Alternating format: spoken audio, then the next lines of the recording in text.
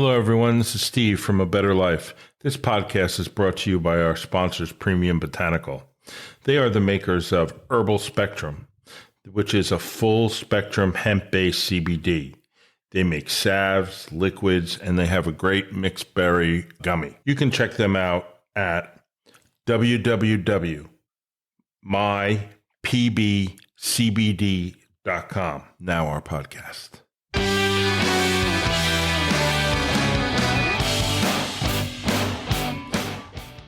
Hello, everyone, and welcome back to A Better Life, New York. This is part 2 of our episode into the JFK assassination. Dom and I are just beginning that fateful day where Kennedy is shot in Dealey Plaza, and we take it up at that point. I hope you will enjoy this episode as much as you enjoyed episode 1. We have gotten great feedback from it. And if you haven't listened to episode 1, I tell you to go back and listen one episode back, and you will enjoy it. It is a great look into a time of our history. Now, JFK Part 2. That takes us to infamous day, November 22nd. Right, and the days after, right? On 7:23 a.m., Oswald goes to work at the Texas Depository in Dallas with Buell Wesley Frazier. You gotta love these names. Yeah. Sounds like something from a movie. A young worker there. Frazier asked about a long paper-wrapped package Oswald's arms, where Oswald says it's some curtains. Right, he said it was Curtain rods, right? It says, some curtains here, but I think it was curtain rods. The president speaks at a breakfast and attends members of the Fort Worth Chamber of Commerce, which were largely conservative Republicans. Kennedy, 9:10 now, Kennedy takes his place. Blah. So at 10:40 a.m., Kennedy's motorcade to Hotel Texas for the Caswell Air Force Base. At 1:20, Air Force One departs Caswell Air Force Base for Dallas, Texas. At 11:35, Air Force 2 arrives at Love Field. 11:38, Air Force 1 arrives at Love Field. At 11:44, the Kennedys and the Connollys disembark Air Force 1 and are greeted by Johnson. Motorcade cars have been lined up earlier that morning. 11:55, the motorcade departs Love Field about 15 minutes after the party had arrived. And the president and his wife take time for shaking hands for enthusiastic supporters. The motorcade's route, Love Field to West Mockingbird Lane, and progresses down Main Street. At 12:29, the motorcade turns right westbound onto Houston Street and enters Dealey Plaza. The motorcade approached the Texas School Depository. The motorcade made a sharp 135-degree left turn on Elm Street and downward slope. A giant Hertz rental car clock on top of the depository building was seen to change from 12:29 to 12:30 as the limousine turned down Elm Street. Witnesses recall the first shot was fired after the president started waving with his right hand. Onlookers recalled hearing 3 shots. The Zapruder film shows that the president reemerged after being temporarily hidden from view in the Stemmons Freeway sign, and the film frames 2:15 to 2:23, and his mouth was already open wide in anguished expression by frame hands clenched into fist. He then raised his fist in front of his face, and as he turns to the left towards his wife, Connolly is also hit. Secret Service agent Clint Hill testified he heard 1 shot, then jumped off the running board of the Secret Service follow-up car directly behind Kennedy. At the equivalent frame of 3:08, about a quarter of a second before the president's head exploded on frame 3:13. Hill then rapidly ran towards the president's limo. The Warren Commission report stated that seconds after the shooting, Roy Kellerman consulted his watch and said 12:30 to William Gere before he radioed Police Chief Jesse Curry that the president had been shot. Curry then commenced and ordered Parkland Hospital to stand by for Dallas police radio log, reflecting that the communication was made at 12:30. As the limousine began to speed up, Mrs. Kennedy was heard to scream. She climbed onto the rear of the car. At the same time, Hill managed to climb aboard and hang onto the suddenly accelerated limo. Mrs. Kennedy returned back to the seat, and Hill shielded her.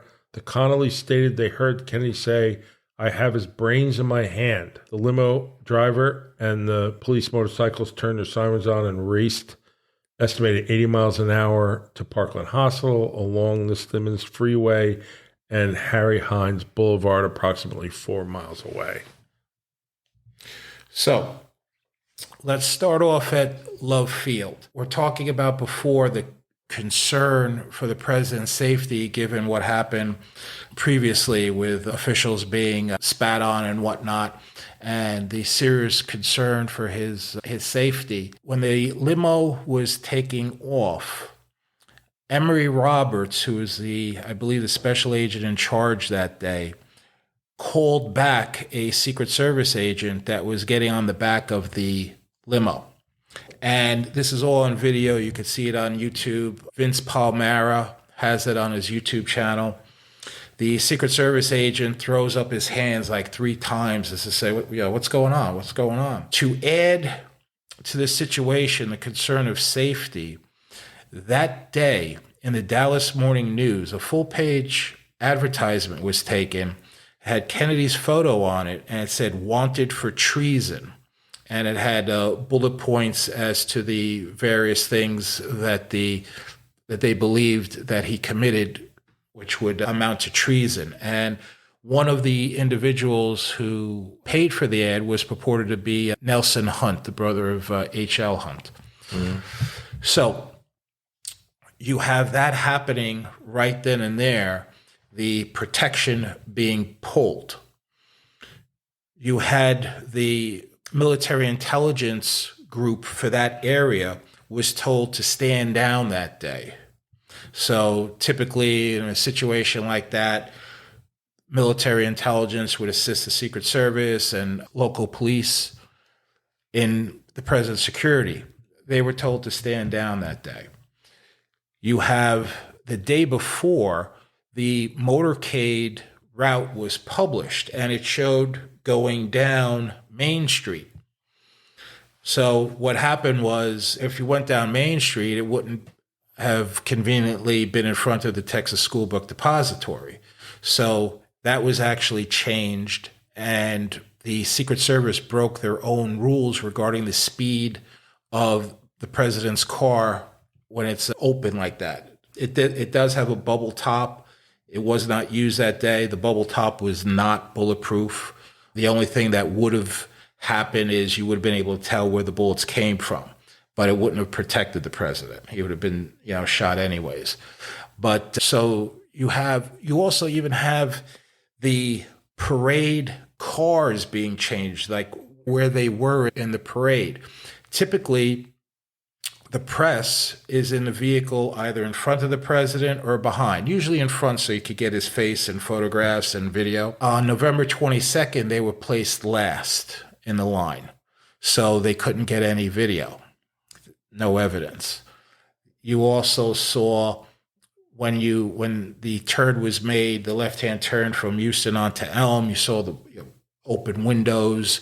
There was no police officers on roofs, except for one, which is interesting. The records building did have a guy up there, and some people actually speculate that he was a shooter. But, the security was just basically pulled. As a matter of fact, the motorcycle police officers were told that day, under no circumstances are you to get involved with safety. You're just there to ride. That's it. Don't get involved with anything. And according to Vince Palmera, some of the Secret Service agents that he's interviewed stated that when shots were being fired, Emory Roberts ordered them to stand down. So that's why it was a setup with his Secret Service protection being pulled and the assassination allowed to occur. Back to Oswald for a minute. Oswald left the building at 12:33, right? Oswald left the building through the front door.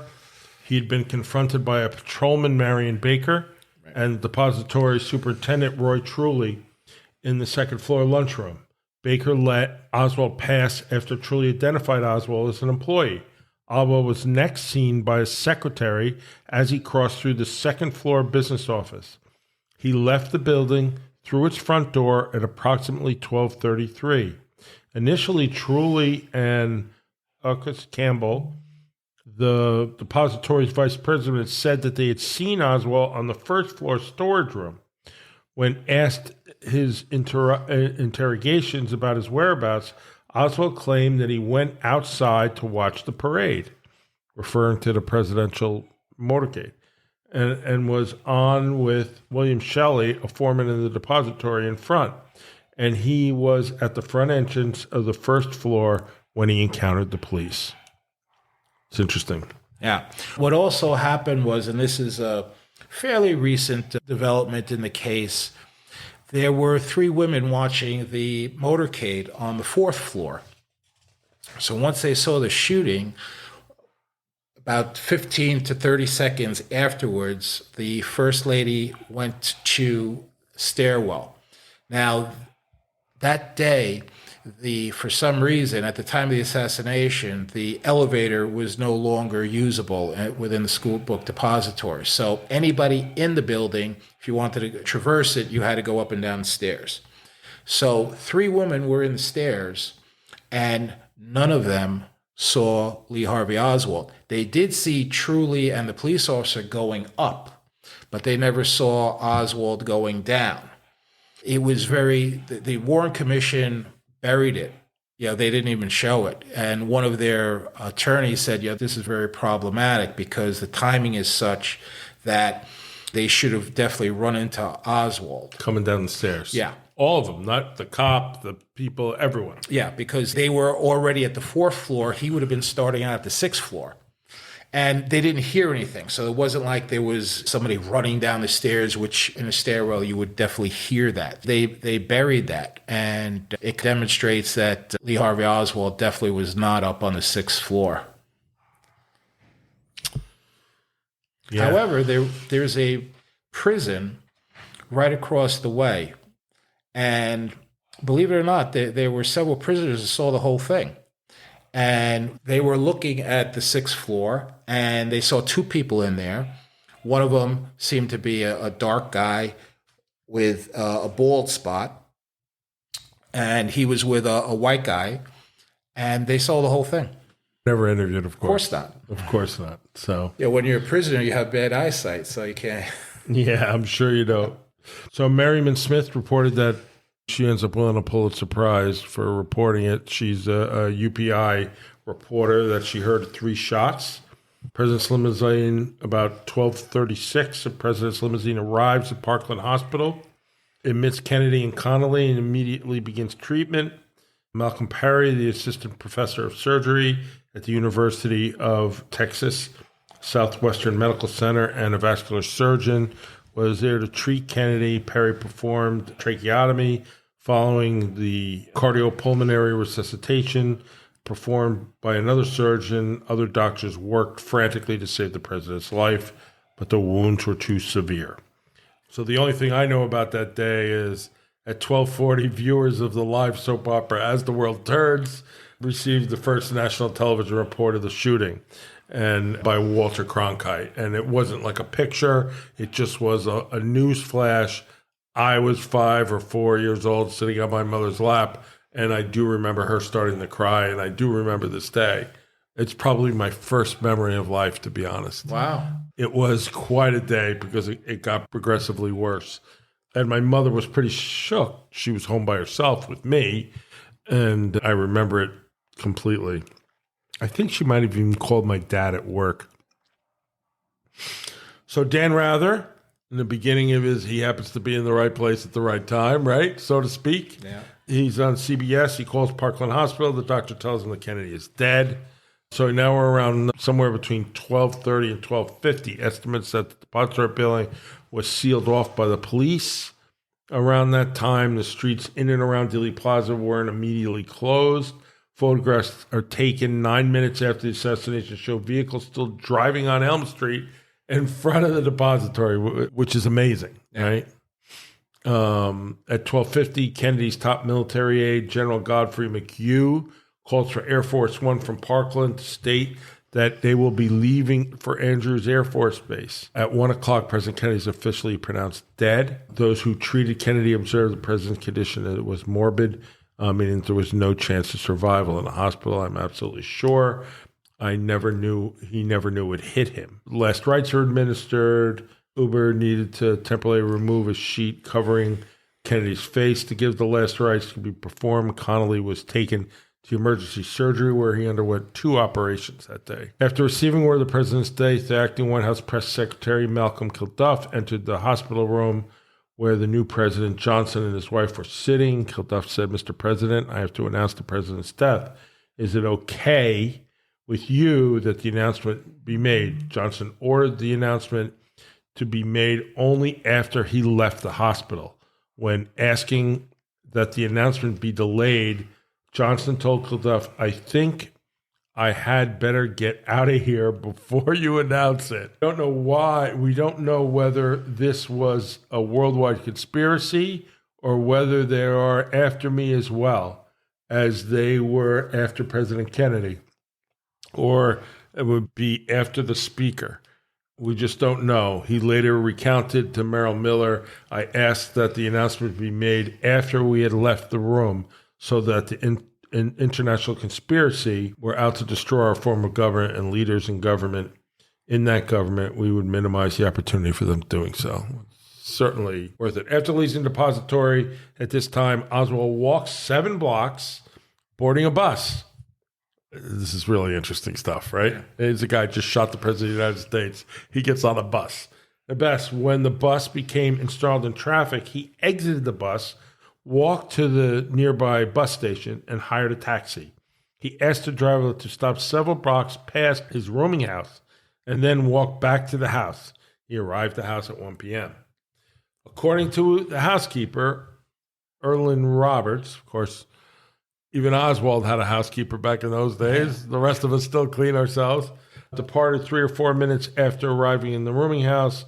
He last saw him standing at the bus outside. At 1:15, supposedly, Oswald shot and killed Dallas police officer J.D. Tippit near the intersection of 10th and Patton Street from the rooming house. 13 people witnessed Oswald shoot Tippit or fleeing the immediate scene, but that evening, 5 witnesses had identified Oswald in the police lineup. It's about 1:15, the first report of Officer Tippit being shot. There is all different reports about what happened to Tippit, different people, right? What's problematic about that whole scenario is that at that time, Lee Harvey Oswald is in the Texas theater watching a movie. Battle Hymn, I think it was. Battle Hymn of the Republic. Yeah. Where he's seen by multiple people. And the reason why he made a impact on people is at that time of the day, it was a Friday afternoon, 1 o'clock or so. Not too many people in this gigantic movie theater, like hundreds of people could have sat there. Oswald was sitting next to people. And it seemed that he was looking for somebody or waiting for somebody to say something to him. One of the things that's interesting is that in Oswald's wallet, there was a bill that was torn in half. There was only half of it there.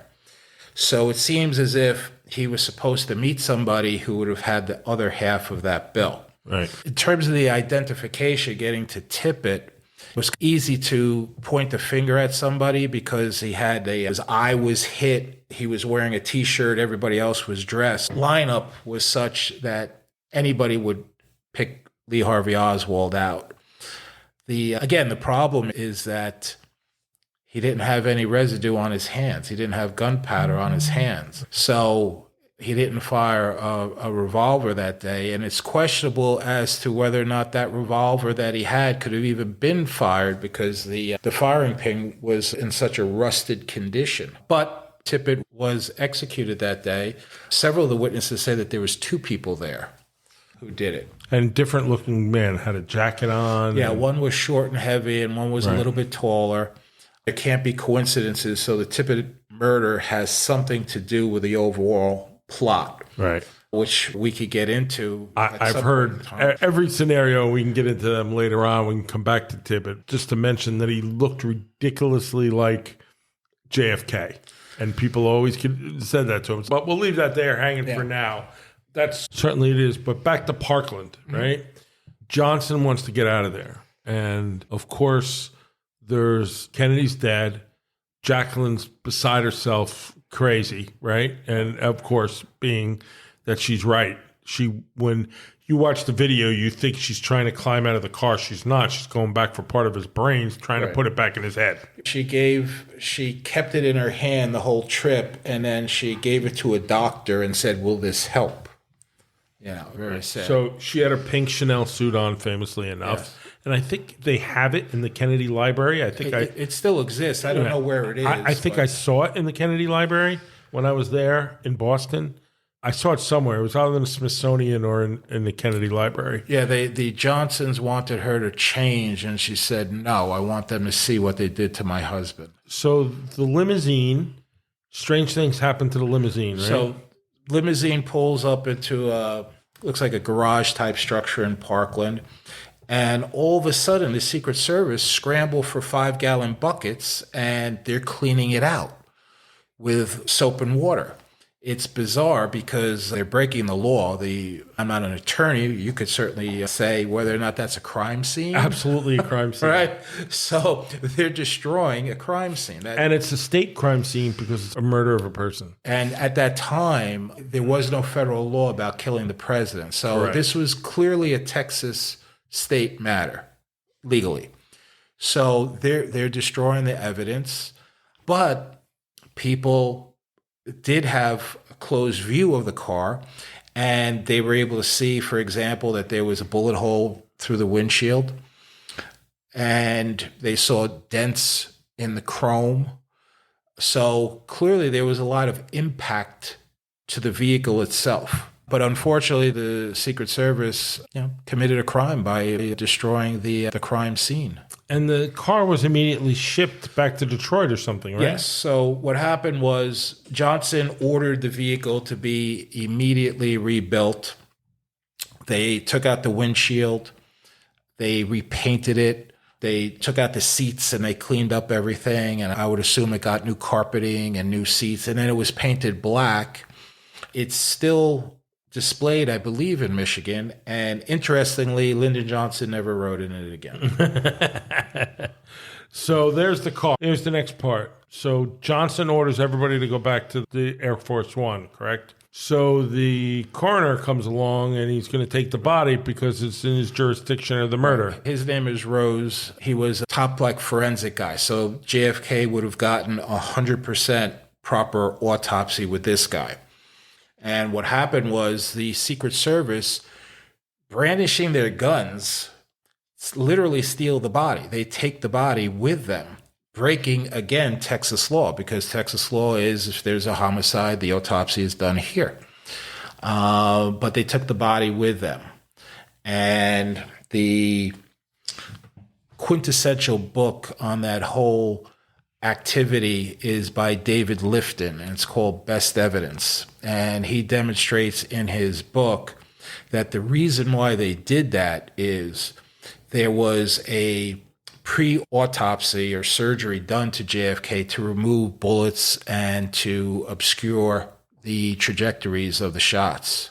And it's fascinating because what he did, David Lifton was a law student out in UCLA, and one of his professors was Weebler, who was an attorney for the Warren Commission, and one of many, but he was an attorney for them. And in the 1960s, David Lifton discovered this document written by the 2 FBI agents, Siebert, I believe, and O'Neill, talking about how when the president's body appeared at Bethesda, there was surgery to the head area. And Liebler was floored by it, said, "You found new evidence."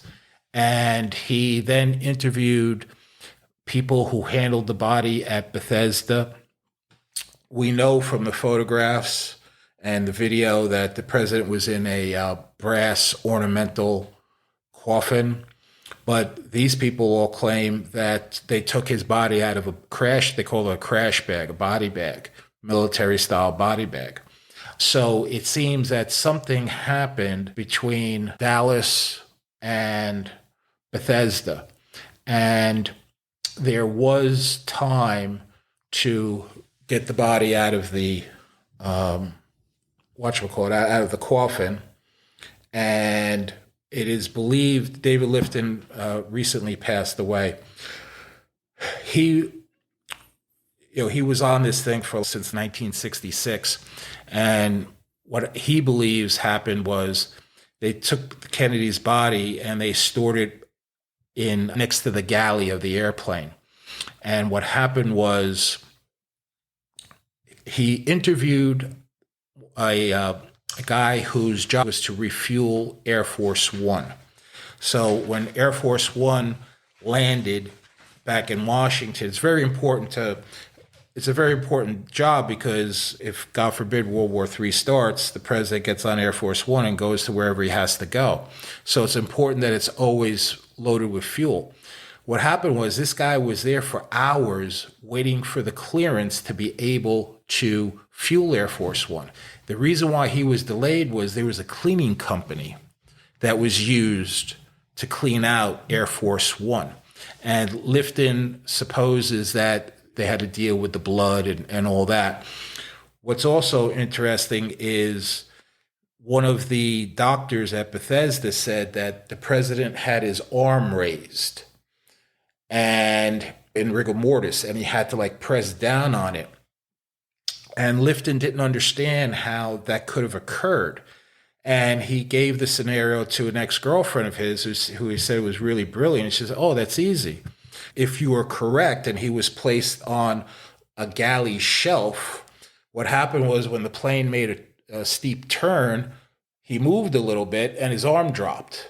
So when his arm dropped, now when you lay him on his back, rigor mortis kicking in, the arm is sticking up." So it seems that also, let's go back to Parkland for a second. The initial incision to insert a tracheal tube was done over a bullet hole. So it was a clean incision. When you look at the autopsy photographs, it's this massive gash, which a tracheal tube could not have functioned within that gash. It would have been impossible because it has to seal around it. So it's just more indication that actually somebody was there to take bullets out of the president. Yeah, it seems to be. We're in Parkland to take the body. We're back on the plane, right? Jacqueline's in the back with the body, and LBJ is about to be sworn in. He calls some judge that Kennedy hated, actually, right? Right. Some judge he wanted removed or something like that to swear him in, a federal judge. Or Kennedy didn't want to appoint him or some story like that. That judge comes to swear Johnson in, and he wants Jacqueline to stand next to him, and she makes that statement about changing her clothes that you have already made. And then when you watch the video, it's the most chilling thing, I think. The little wink. Yeah, Johnson turns around and his friend, I don't know who that was. Yeah, the name escapes me, but his buddy was a Texas congressman, and he gives Johnson a nice wink, and it's captured in a photograph of the swearing in, which Johnson lied about because he said he asked Bobby Kennedy if he had to be sworn in. Now, everybody knows that the assumption to the presidency is immediate for the vice president once the president is dead. So you don't have to be sworn in. If you're the vice president, you immediately assume the presidency. But I saw actually not just a picture photograph. I saw a video on one of the things where you literally see these guys winking each other. Yeah. And the president of the United States was just assassinated in an open car. Yeah. And they're winking at each other like it was some kind of... big smile on his face. Yep. Yeah. Like you were right. Yeah. You were right all those years ago when you said you'll take your odds. You took your odds and you won. Yeah. It's unbelievable to some extent. So now the body, supposedly, and Johnson, they come back to Washington. What's interesting, just one other thing about the body. By all accounts, a significant portion of the president's brain was blown out. Right. Yet, in the autopsy at Bethesda, his brain weighs in at above average. More proof that there was skullduggery going on with the autopsy and some of the results that they created, because if the guy lost a significant portion of his brain, this is from the Parkland doctors and nurses. I mean, they could see in there. Even Clint Hill said that, the president had a big hole in the back of his head. Right. You saw it on the video, too. Yeah. And yet, they took his brain, they put it at the Smithsonian or the National Archives or wherever it is, and now it's missing, right? Yeah, I think I know where it is. I think it's actually with him. A lot of people don't know this, but in 1967, Bobby Kennedy and Ted Kennedy were at the gravesite, and they brought the president up. They disinterred him. And I think that's where Bobby Kennedy placed some of that stuff. Really? I think it's in there.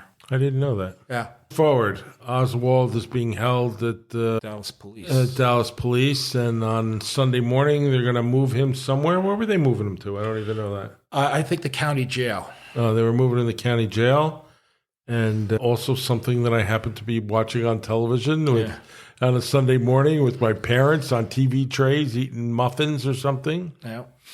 And lo and behold, Jack Ruby comes out of nowhere and shoots the guy. So Jack Ruby was a Chicago gangster. He was not a made guy because he's Jewish. Jack Rubenstein is actually his name. I guess Jacob Rubenstein. He had a couple of places in Dallas. You had strippers and you had comedians and whatnot. The Carousel Club was one of the names. And people saw him in the presence of Lee Harvey Oswald. Purportedly, he went to visit H.L. Hunt the day before the assassination with another gentleman who, on the 22nd, was arrested coming out of the Dow Tex building. Nobody knows what they were there for, but it's very interesting. But Ruby was a very well-connected gangster. He spent some time in Cuba. People say that he was the guy that went down there when Castro took over Cuba. He took control of the casinos.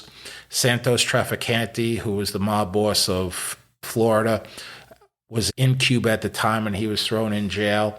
And people say that it was Jack Ruby who went there with a package of money to get him out of prison. So he was a very well-connected guy.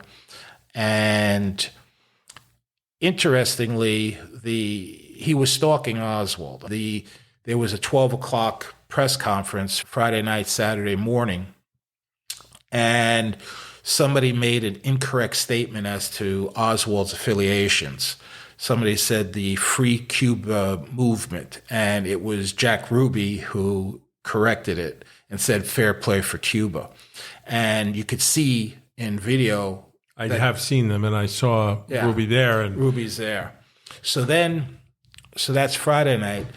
Saturday, the Dallas police get a call, and the guy on the other end says, "Don't move Oswald tomorrow because he's going to be shot. Don't move him tomorrow." And the guy hangs up. And the police officer took the call. I was like, geez, this voice is familiar. And then Sunday morning, when Ruby shoots Oswald, he goes, "Oh, that was Jack Ruby. Now I know who it was." He recognized the voice. He just couldn't put it together at that time. So Ruby, on one hand, was stalking Oswald. On another hand, he didn't want to go ahead and do it. There is a brief 1 minute or so interview of Ruby after he has spoken with the Warren Commission, went to Dallas to interview him. He asked to be taken to Washington because he felt that he couldn't tell them what he wanted to. And he talks about that people in very high positions put him in the position that he's in now. And the reporter said, are these people still in power? And he said, yes. And so he certainly knew a little bit about where the octopus of this assassination, where it led to. One of the things that's interesting about Ruby is a book was done on him concerning his activities prior to the assassination, with a big emphasis on his telephone calls. And you just see it skyrocketing from September into November, talking to mob guys. And it's funny, when you see the video, and you see it recently with the sound on, you hear a horn honk and they bring Ruby out, and then you hear another horn honk and then he's shot. So it almost was like a signal. Yeah. I happened to run into somebody who told me, I don't know how true it is, that it was his father who was handcuffed to Lee Harvey Oswald that day. He was a Dallas police officer. He was a detective. He wore a white suit with a white cowboy hat or something like that. Right.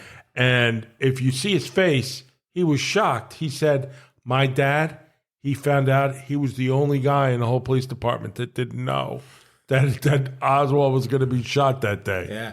That's the thing. You can't tell the guy because then he's going to behave differently. So that's how that works. You can never tell the guy. So now Oswald's dead. The Warren Commission does their thing. They come up with this crazy single bullet. Yes. Arlen Specter was an attorney for the Warren Commission. Then he became mayor of Philadelphia, I believe. And then he became a Republican senator, U.S. senator from the state of Pennsylvania.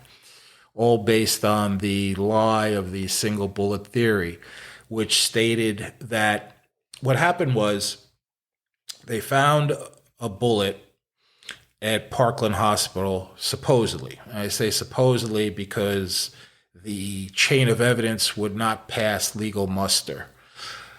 But I digress. They find this bullet, which it's not pristine. People call it the pristine bullet. It's not really pristine. If you look at the back part of it, it's squeezed a little bit. It's missing some pieces. But the nose of it is in pretty good shape. Now, because they said that they only had 3 shells, 3 spent cartridges in the Texas School Book Depository, they would only go with 3 shots. So you have the president is hitting the back, he's hitting the throat, he's hitting the head. Connolly, a shot goes through his body and winds up in his leg. His wrist is destroyed by a shot. You have a shot that hits the chrome of the limousine. You have another shot that comes through the front windshield. You got shots all over the place. But to put together Kennedy's wounds and Connolly's wounds, Arlen Specter went to work and he said, 1 bullet went in Kennedy's back, came out his throat, went to Connolly's back, came out, smashed his wrist, and then wound up in his thigh. Here are several problems with that theory.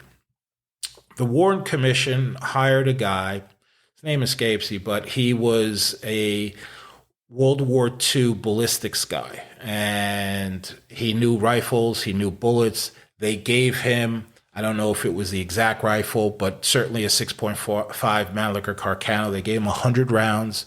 He shot 100 rounds into cadavers' wrists. All 100 were severely damaged. Now, it wasn't just Connolly's wrist that was destroyed. It also hit one of his ribs and destroyed his rib. Right. That's why the 2 surgeries. Yeah. It's physically impossible for that bullet to have traversed both men and come out in that condition. Second problem with it, mathematics. There was more bullet fragments in Connolly's thigh than was physically missing from the bullet, which is called CE 399. It just doesn't hold up.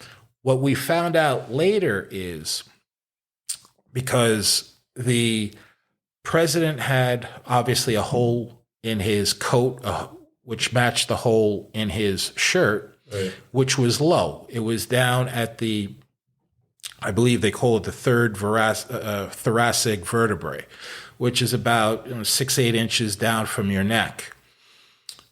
Gerald Ford admitted that he raised the wound for clarification purposes. So he didn't raise the wound for clarification. They needed it for the trajectory because the bullet hole in the president's back was far lower than his throat. So it was physically impossible for a shot to come from the 6th floor depository and hit at that location and then go upwards.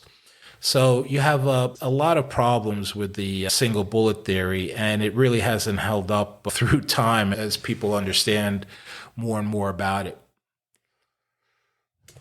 Yeah, it's very interesting. No one believed it at the time except for the Warren Commission. Yeah. I don't think anyone believed it. And you think about who was on the Warren Commission. You had Gerald Ford, who later becomes the only non-elected president of the United States. You have Dulles, who hated Kennedy with a passion. And was fired by him. Much to his dismay. And who am I forgetting? There's one other one that's really... And a lot of people were intimidated. They were afraid to speak.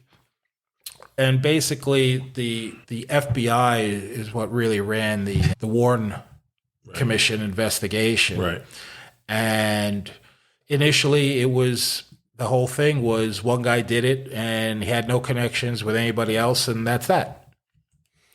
The one thing which is interesting, they have never, ever been able to come up with a motive. So they left that out. People who they interviewed, a guy named George de Morschild, who they were called White Russians. They were anti-communist Russians. He was living in Texas, seemingly very heavy CIA connections. He knew Oswald, and he said that Oswald spoke fondly of President Kennedy. So they never, ever came up with a motive, and they just left that out of the report. They tried to make him like a lunatic a little bit, right? Yeah, that's the beginning of the lone nut. He's a lone nut. He doesn't have a motive because he's a lone nut. There could be something to that. A lot of these documents were sealed. I remember when we were going through it, I was still a kid, and my father said, we'll never know. It won't be in our lifetime. Somebody will know somewhere in the future. And here we are still trying to piece together. There are some... Trump, when he was president, he vowed to release everything. And at the 9th hour, the CIA came in and said, you can't release these few hundred documents. You can't do it. I think it's a few thousand. I think it's a couple thousand. He has since said that people said, do you think the CIA was involved? He goes, yeah, I think that they were involved. But it's unfortunate that he didn't release that information. We would have found out. But I think it all depends on what happens in November. But I think that there's enough out there to realize that this was not the work of one man, that this was a very involved conspiracy. And I think that's pretty much established. You'd have to go through life with your eyes closed to really think that Lee Harvey Oswald did this alone. And half of those people that profess that probably are working for the CIA anyway. True. I guess what I would recommend everyone to see, besides the movie JFK, which is not factually correct, but they definitely bring a lot of questions, and it definitely brought on a lot of things. There's a few things I usually watch. I watch JFK, 3 Shots Fired to Change the World. It's just ongoing all movies of what were taken that day, and I don't even think there's any commentary. It's just all kinds of films from all different viewpoints. And then what I like a lot, and I think Dom has seen it as well, is JFK Destiny Betrayed, which is a documentary in 4 parts. There's a 3-part one out there, but the 4-part one goes into much detail. And if this kind of stuff bothers you, you'll never make it through the first episode. That's all I could say. My sister, who watched it, who I tried to watch it with, said, I can't take it anymore. I can't believe this is what our government did to us. Yeah. I would say if you don't have a lot of time on your hands, but you would like to read about the subject, I recommend 2 books. One is written by James Douglas. It's called JFK and the Unspeakable. And that's a book that even Robert F. Kennedy Jr. says he feels is the best on the assassination. Another one is a little-known book. It's called Farewell America. It was written in 1968 under the pseudonym of James Hepburn. And in 1968, it was illegal to bring that book into the United States. You would be arrested and fined. And I have an original copy of that book. By the 80s, you could buy them. They changed the law around. And the book talks about mob guys, oil men, spies, and it puts the entire assassination together in such a way that you could understand the size of it, size and scope of it, and what it meant to American history. There were a lot of moving parts, and we can get into that, but we don't necessarily have to look back at who was involved, and it's really all speculation and kinds of things. One of the interesting stories I always think is, so they bring the body back and they're going to do the autopsy at Bethesda. And so what do? They grab a whole bunch of doctors that never done an autopsy before, but they're officers, and they bring a whole bunch of generals in a room who are like the Joint Chiefs. And if anybody's ever served in the military or known anybody that served in the military, when a general walks in the room, it's like God on earth. All right. The Kennedy autopsy was jam-packed. Bethesda must have been like a teaching place as well, because there were grandstands there. And they've been able to determine at least 33 people in the audience. And the surgeons, none of them were forensic guys. I don't think any of them had to deal with bullet wounds. Some of them, they've done autopsies, but that's like heart attacks and that sort of thing. Nothing like this. And the top people in the United States were waiting for the call that never came that night. But what happened was they started the autopsy and they start smelling smoke. And one of the autopsy surgeons goes to an orderly, see that guy over there? Yeah, tell him to put out that cigar. There was a guy smoking a cigar.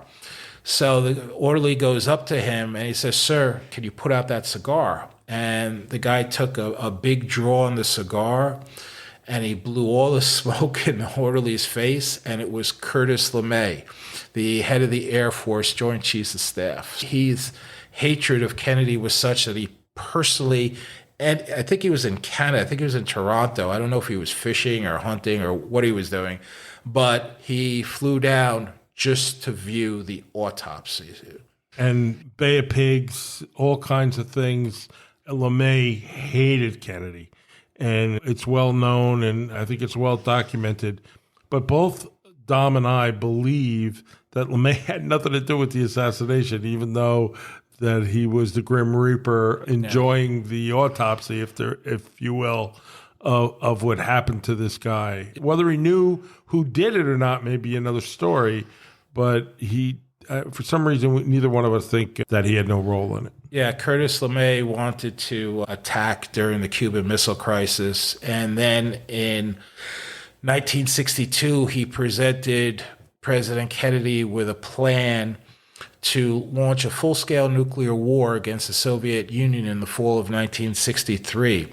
And after hearing LeMay's plan, Kennedy famously stated, "And they call us the human race." Yeah. He wanted to bring the whole world to an end. So I hope, as this is going to end up being a two-parter, we hope that gives you a little edification for those of you that weren't alive during that period. I don't know if Dom was, but I was, but very little. Actually, I was born on September 11th, 1963. That's your birthday's this week. Yep. And my grandmother said that I saw Ruby kill Oswald. She was holding me on her lap and we were watching the TV. So that's what she said I saw. Yeah. I'm obviously a little older than that, but it is an amazing part. When they say it's when we lost our innocence, I think we became aware of what really goes on in the world is what happened. Having said that, I hope you enjoy this episode. We're going to do another one, Dom and I. The next one is going to be about the RFK assassination, which is not as elaborate, but I think there's more information that's more transparent about actually what was going on that day, or on that night, if you will, or morning. It's a very interesting story, and I think it says a lot about what was going on in America in the 1960s, and frankly, it's probably going on today as well. So, having said that, thank you all very much for listening. Thanks, Dom, for all his hard work and putting it all together, and we will see you again or hear you. Hopefully you enjoy it, and please leave us some comments.